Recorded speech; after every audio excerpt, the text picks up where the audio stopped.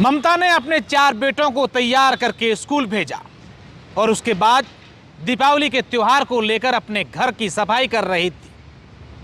ठीक 2 बजे थे, उसके पति का फोन आया, घर के हालचाल पूछे और 2:05 पर ममता ने फोन रखा और फिर से अपने घर की साफ सफाई करने लग गई। इसी दरमियान काल बनकर आया उसका देवर, उसके घर में घुसा और एक ऐसी अज्ञात बात हो गई कि उस देवर ने ममता के सर पर हथौड़ा मार दिया और उसकी मौत हो गई। इस पूरे मामले को लेकर के पुलिस ने पहले एक युवक को डिटेन किया। वह युवक दिमागी रूप से कमजोर होने की दवाइयां ले रहा था, यानी कि उसका मानसिक संतुलन ठीक नहीं था, उसकी दवाइयां चल रही थी, ऐसी बातें सामने आई है।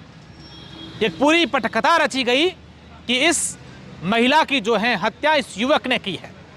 लेकिन उसके बाद जब पूरी बात सामने आई तो पुलिस ने दोबारा उस महिला के देवर को डिटेन किया, जिसको पहले जिस पुलिस ने जिस युवक को किया था वो उस देवर का बेटा था। इस पूरे मामले का खुलासा क्या होगा? क्या उस ममता का देवर उसके घर में बुरी नीयत से घुसा था? क्या उस देवर को ममता के साथ कुछ गलत करना था या फिर कोई और बात थी? क्या जब देवर उसके घर में घुसा तो ममता ने उसका विरोध किया होगा, दोनों के बीच में लड़ाई हुई होगी, क्या कुछ हुआ होगा? ये पुलिस पूरी जांच करेगी, उसके बाद ही मालूम चल पाएगा। और उसके बाद जिस तरीके से ममता के सर पर हथौड़ों से वार किया गया है उससे साफ जाहिर है कि दोनों के बीच में लड़ाई तो हुई होगी। ममता शायद किसी बात का विरोध कर रही होगी या फिर कोई और कुछ बात हुई होगी जिसके कारण ममता की इस तरीके से निर्मम हत्या कर दी गई। दरअसल ममता बाड़मेर के सेड़वा के पास भंवार गांव की है।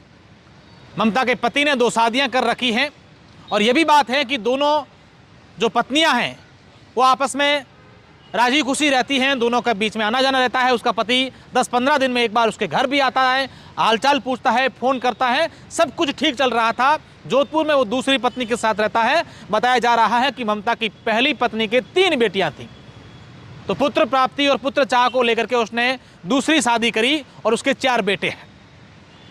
हालांकि पुलिस ने दूध का दूध और पानी का पानी करने के लिए तमाम प्रयास किए हैं और उसमें पुलिस सफल भी हुई है। अब इस पूरे मामले को लेकर कब पुलिस खुलासा करेगी ये देखने वाली बात होगी। क्या ममता के साथ जो जिस प्रकार की घटना हुई है उसमें उसके देवर का हाथ था या फिर कोई और भी शामिल था? क्या कुछ ऐसी घटना हुई है जिसके कारण इस प्रकार से एक महिला की निर्मम हत्या करनी पड़ी? इस पूरे मामले को लेकर पुलिस खुलासा करेगी, उसका इंतजार सबको है।